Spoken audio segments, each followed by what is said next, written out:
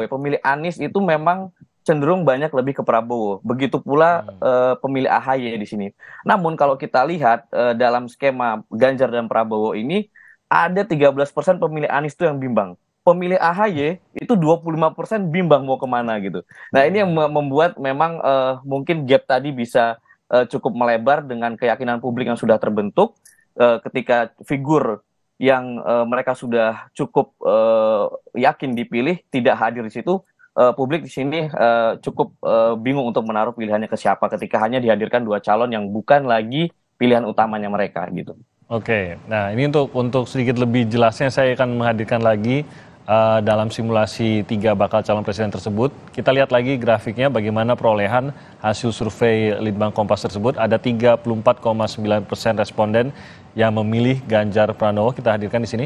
Sementara posisi kedua ditempati Prabowo Subianto dengan raihan 28,7% suara responden, dan Anies Baswedan menempati posisi ketiga dengan 24% suara responden. Sementara ada 12,4% responden yang menjawab tidak ada atau tidak tahu. Nah, ini bahkan lebih melebar lagi jaraknya saat dihadapkan antara Ganjar Prabowo saja atau Ganjar Anies saja. Saya ingin ke Pak Nus. Pak Nus, kalau melihat hasil survei ini, sebenarnya mudah dong bagi PDIP untuk penentuan siapa yang akan bisa memenangkan PDIP dalam pemilihan calon presiden nanti, Pak Nus. Selamat pagi, Assalamualaikum. Tentu Waalaikumsalam. apa yang kita bahas pagi ini hampir sebagian besar menyebut nama, Hmm. menyebut calon pemimpin ke depan. Bagi kami tentu apresiasi yang besar, apresiasi yang tinggi, dan kepada kerja penelitian yang dilakukan oleh Litbang Kompas dengan berbagai analisa, berbagai simulasi yang dilakukan. Catatan kami adalah tentu dari tadi awal kami sampaikan sebagian besar membahas karena memang konteksnya bakal calon presiden. Tapi catatan kami adalah bahwa calon-calon siapapun nama-nama tersebut tentu tidak terlepas dari partai politik. Karena masing-masing ada bernaung di dalam partai yang dinaunginya. Dan tentu apapun pilihan responden tentu juga pertimbangannya berkaitan dengan berada di mana para calon tersebut. Maka kerja-kerja partai juga sangat menentukan tampilan atau katakanlah apresiasi yang diberikan kepada calon-calon tersebut. Kami tidak menyebut siapapun dari yang ditampilkan oleh Litbang Kompas, tapi tentu kami juga mengapresiasi terhadap apa yang juga sudah ditampilkan berkaitan elektabilitas partai. Sebetulnya kedua hal tersebut tidak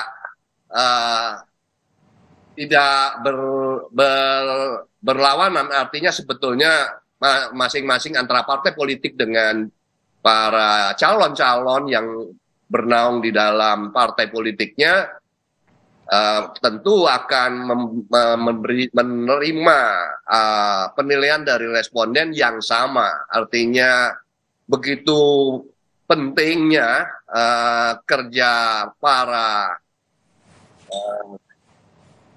nama-nama yang berada di dalam penelitian untuk serius memberikan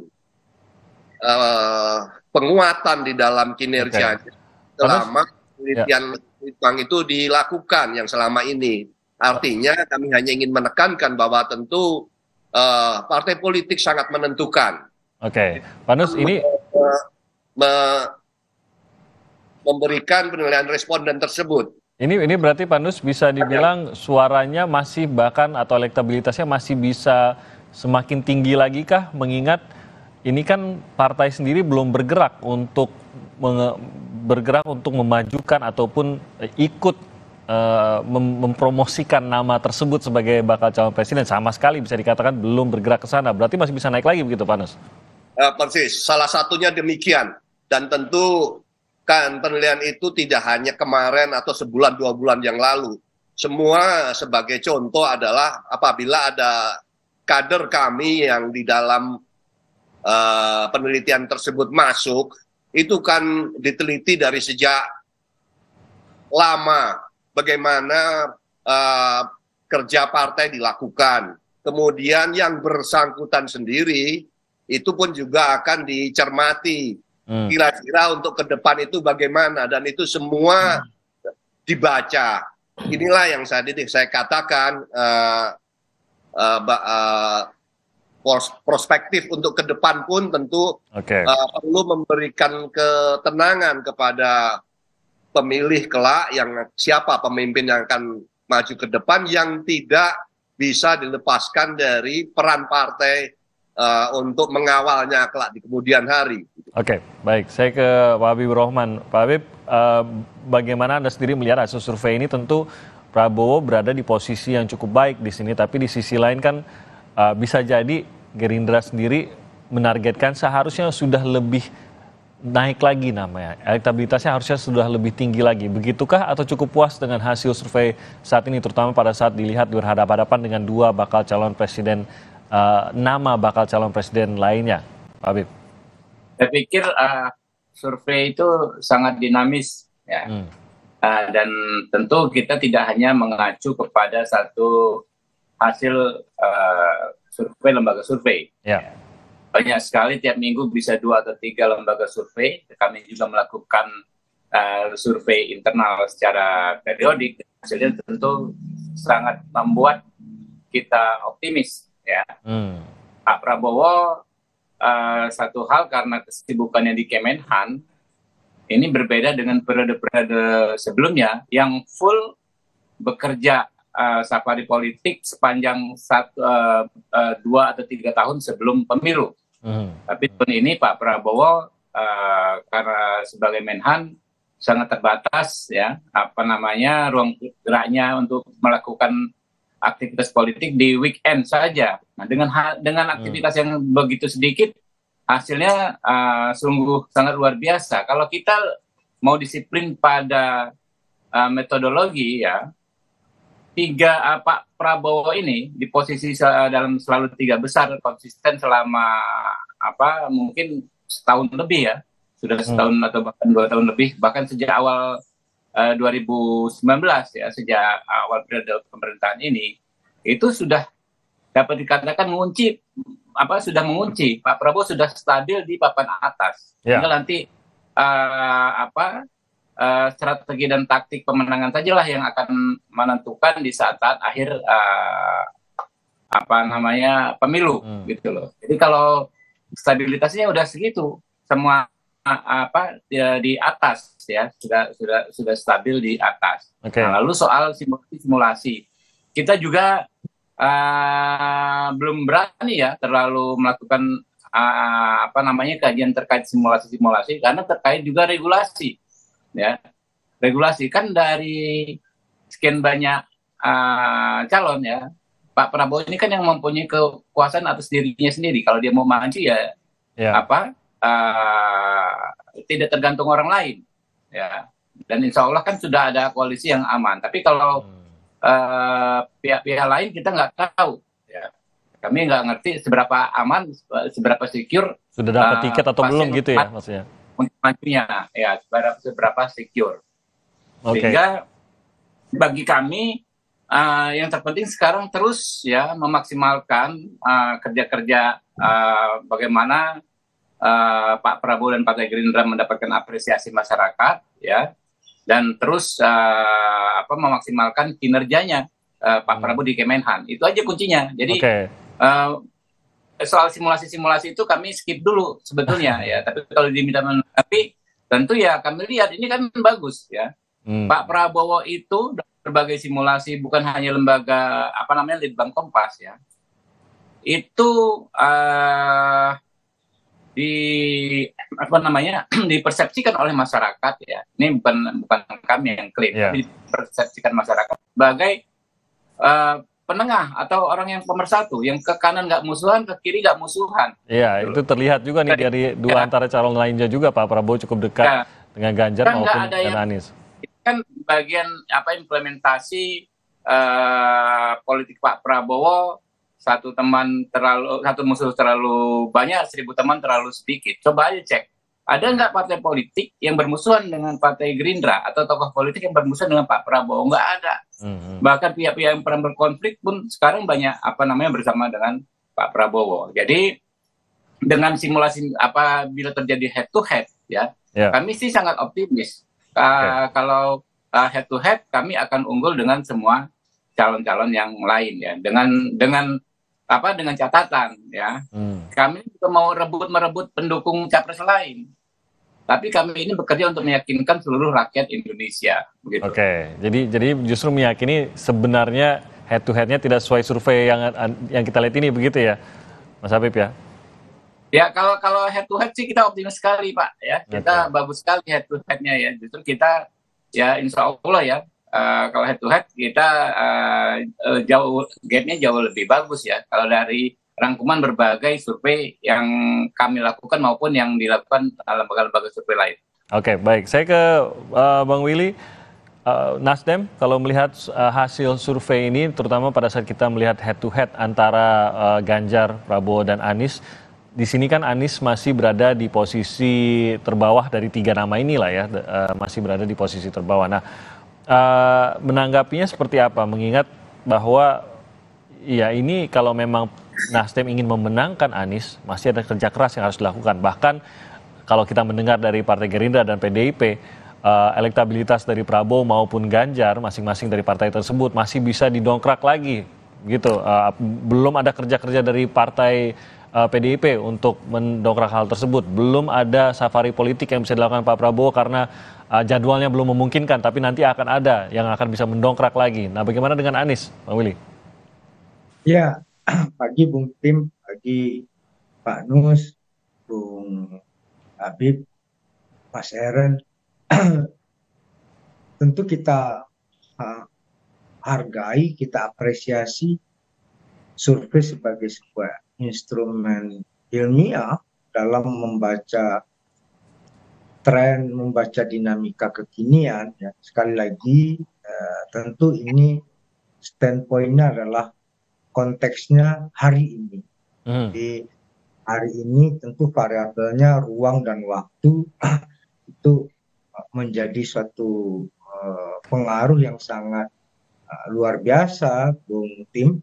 Nah, kami berpandangan moralitas pasukan, moralitas setiap orang yang pergi ke medan perang, siapapun mereka meyakini sebuah positioning, pergi bertempur dengan sebuah kemenangan. Nggak ada orang pergi ke medan perang dengan kondisi yang tidak ingin menang. Itulah virtue seorang soldier ya. Itu juga kami lakukan, apa yang ditelaskan oleh teman-teman tadi. Tentu kita harus saling menghormati dalam posisi itu ya. Nah, kami menjadikan ini sebagai cerminan, Bung Tip, bagaimana kami harus lebih bekerja keras. Posisi Anies Baswedan ini pelan-pelan ya, kemarin dengan deklarasinya teman-teman PKS, alhamdulillah kecukupan koalisi untuk mengusung Anies Baswedan sejauh ini itu yang paling firm ya. Tinggal bagaimana kerja-kerja, kami mengedepankan kerja-kerja kolaborasi ya, dalam koalisi perubahan ini. Nah, ini yang harus kami lakukan secara lebih optimal, secara lebih maksimal, dan tentu satu hal yang paling penting adalah bagaimana taktik untuk memenangkan Anies Baswedan itu lebih presisi. Nah, sejauh ini memang yang kami lakukan adalah bersosialisasi masih di kalangan internal Partai Nasdem berkeliling mungkin. Nah, kami tentu tidak sebesar PDI Perjuangan yang tentu kami belum sebesar Gerindra ya. Ini upaya kami ya untuk kemudian mensosialisasikan Anies. Tapi dengan kecukupan tiket pengusungan bersama Demokrat dan PKS, tentu efeknya akan jauh lebih berbeda. Nah, Yap. dalam proses ini menyusun strategi dan taktiknya bisa bersama-sama, berpikir dan bergeraknya bisa lebih besar, bisa melebarkan sayap lebih luas. Ya. Ini yang kita harapkan terjadi saling bahu-membahu satu dan lainnya. Tapi satu-satunya yang menjadi ekspresi dari perubahan itu sendiri adalah Anies Baswedan. Nah, ini yang kemudian menjadi semangat zaman Bung Tim yang tidak bisa dinegasikan, yang tidak bisa dipungkiri. Dari dua kontestan yang lainnya itu kan asosiasi yang sudah terbangun adalah asosiasi yang berbeda dengan apa yang dimiliki oleh Anies Baswedan. Tentu kekuatan Anies Baswedan ada pada positioning itu ya. Jadi kita harus kemudian mengcross tabulasi juga dengan berapa persen rakyat Indonesia yang ingin melakukan perubahan dan perbaikan. Jadi konteks itu kemudian menjadi baseline dari seorang Anies Baswedan. Itu Bang Willy yang ingin saya tanyakan, bahwa ketegasan identifikasi seorang Anies Baswedan, apa pesan yang dibawa ini kan sebenarnya cukup tegas tadi ya. Mewakili siapa dan siapa yang terwakili lah maksud saya begitu. Dan kalau kita lihat terutama juga dalam survei memang besar pemilihnya berasal dari Nasdem, dari PKS, dari Demokrat, dan mereka yang dulu memilih Prabowo Subianto sebagian juga lah begitu. Nah, yakinkah bahwa populasi dari mereka yang menginginkan, yang sepaham dengan apa yang dibawa oleh Nasdem dan Anies Baswedan ini cukup besar untuk sampai mengalahkan populasi mereka yang akan memilih Ganjar maupun Prabowo? Mas Willy. Bung Tim sebagai orang yang ditugaskan oleh Ketua Umum Partai Nasdem, Bang Surya Paloh, keyakinan saya bagaimana sebelum tidur itu memimpikan Anies sebagai presiden dan bangun tidur pagi bekerja sepenuh tenaga, sepenuh hati, sepenuh jiwa untuk memenangkan Anies Baswedan. Itulah sebuah virtue yang terjadi dimanapun itu, Bung Tim. Bagaimana dinamika hari ini itu sebuah potret yang tidak boleh kita pungkiri. Kita bekerja kemudian berdasarkan, ini kan politik adalah sebuah medan politik social engineering, Bung Tim. Tidak hanya bahwasannya variabel statistik menjadi salah satu pijakan, pasti exactly Bung Tim, tapi variabel-variabel kualitatif yang lainnya, kita memiliki dua variabel yang paling dominan pasca pemilu 99 Bung Tim. Yang pertama adalah relasi sosiokultural di dalam pemilih kita yang itu menjadi variabel yang sejauh ini sangat menentukan. Yang kedua adalah variabel emosi publik, Bung Tim. Nah, sejauh ini yang ada di hati rakyat itu yang mau representasikan perasaan kegundahan dan gerak perubahan di rakyat itu adalah namanya Anies Baswedan, Bung Tim. Itu yang kemudian menjadi sebuah spirit juga bagi kami, menjadi sebuah kondisi objektif yang kemudian kami bergerak berdasarkan realitas-realitas yang ada, Bung Tim. Oke, baik. Kita akan bahas lebih lanjut lagi. Kita jeda sebentar. Kami akan segera kembali dengan pembahasan lanjutannya di Sapa Indonesia Pagi.